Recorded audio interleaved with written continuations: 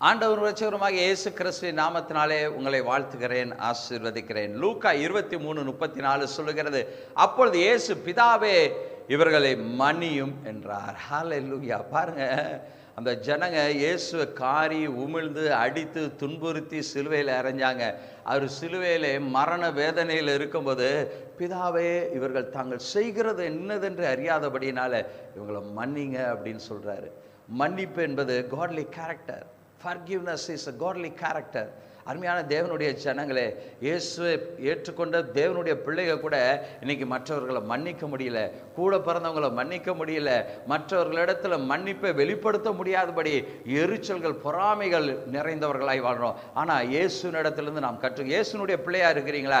இன்னைக்கு உங்களால் மன்னிக்க முடியாத நிலையில் இருந்தீங்கன்னா மற்றவர்களை, உங்களுக்கு விரோதமாக எழும்பினவர்களை நீங்கள் மன்னிக்க வேண்டும். அப்போதான் நீங்கள் இயேசுனுடைய பிள்ளையா இருக்கும். இயேசு செய்தார் அதை.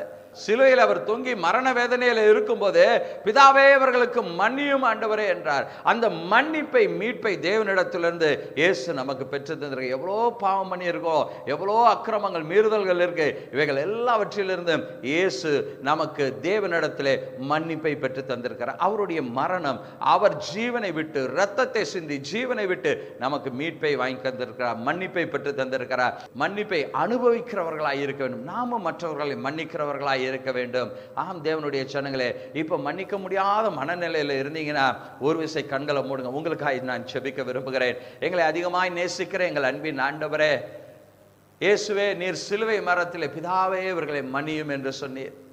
உம்முடைய கடைசி மணித்துளியிலும் மரண வேதனையிலும் ஆண்டவரே ஜனங்களுக்கு மன்னிப்பை நீர் பெற்று தந்தீர். இன்றைக்கும் கூட ஆண்டவரே, மன்னிக்க முடியாத மனநிலையில் இருக்கிற தேவனுடைய பிள்ளைகள் உண்டு ஆண்டவரே. இயேசுவை அறியாதவர்களும் உண்டு ஆண்டவரே. மன்னிக்கக்கூடிய கிருபைகளை எங்களுக்கு கொடும் ஆண்டவரே.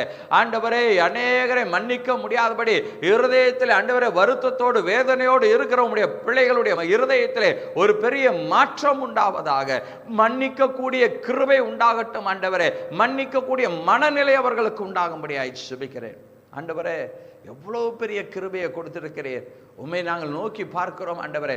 உம்மை போல மன்னிக்கக்கூடிய இருதயம் உடையவர்களாய் எங்களை மாற்றும் ஆண்டவரே. எங்கள் இருதயத்தில் இருக்கிற ஆண்டவரே காயங்கள், வேதனைகள் எல்லாவற்றையும் எடுத்து போட்டு யார் யாரிடத்தெல்லாம் நாங்கள் மன்னிக்கணுமோ அவங்களையெல்லாம் மன்னிக்கக்கூடிய கிருபையை தேவன் எங்களுக்கு கொடுத்தபடி நான் நன்றி செலுத்துகிறோம் ஆண்டவரே. நன்றி அப்பா. உம்முடைய நாமம் தொடர்ந்து மகிமைப்படட்டும். இயேசுவின் நாமத்தில் ஜெபிக்கிறோம் எங்கள் ஜீவனுள்ள நல்ல பிதாவே. ஆமென், ஆமென். God bless you.